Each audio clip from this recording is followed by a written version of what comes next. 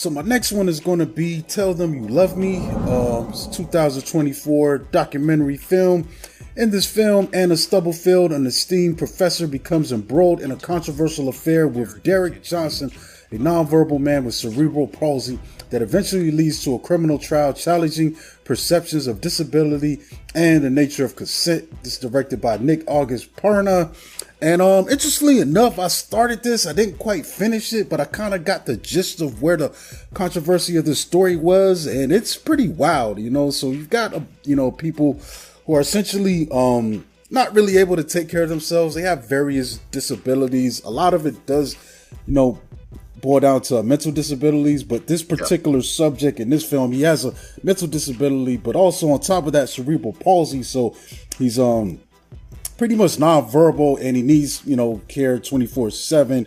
And, this controversial educator has seemingly came up with this system she's invented to be able to facilitate them to be able to communicate a lot better and more thoroughly, she claims. And that's where the controversial comes in, because she also takes this a little bit further than a teacher-student kind of thing, and has an affair, with this guy. And it pretty much goes from there. Now, I've seen a lot of reactions to this that kind of piqued my interest before I knew what it was. And they were like, tell me you love me. This is so crazy. I didn't know what it was about. I thought it was one of these crazy Netflix Tyler Perry type relationship crazy movies, and then learning more about the story is kind of like, whoa, this is nuts. Yeah, it was really a messed up film, because you really don't know that guy's the guy she's having an affair with. You really don't know his mental capacity at all. Yeah, and like yeah. he's like, well, I'm thinking of I'm blanking on the astrophysicist's name that was in a wheelchair. I was about to mention him. That guy. Let me see. That is bad. Where I any other time I would know his name, Machiavelli's name. Stephen Hawking. Stephen Hawkins.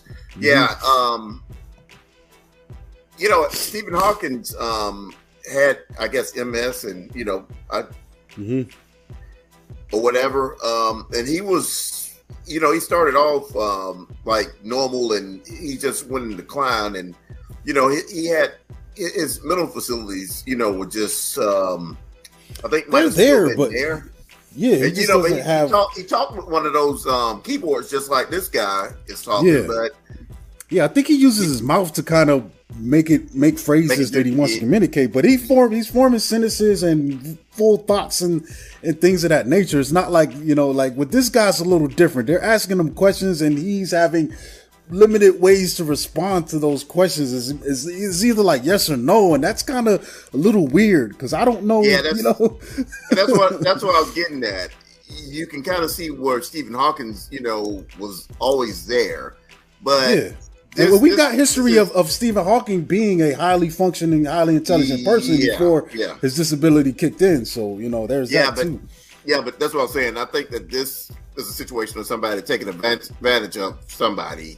When they're, being handicapped, even though it's sexual, it's kind of a messed up, real messed up. Yeah, that is weird. Like, cause I don't know, dude. I even finished it, but just like I said, I got the gist of the setup. I didn't see where it eventually went. I know it says there was a trial and subsequent, things that emerged out of it. But yeah, I gotta finish it, man. But it is a wild story, bro. Like, it's one of these wild ones, man. Every now and then Netflix comes up with one of these documentaries that kind of takes over the public's interest.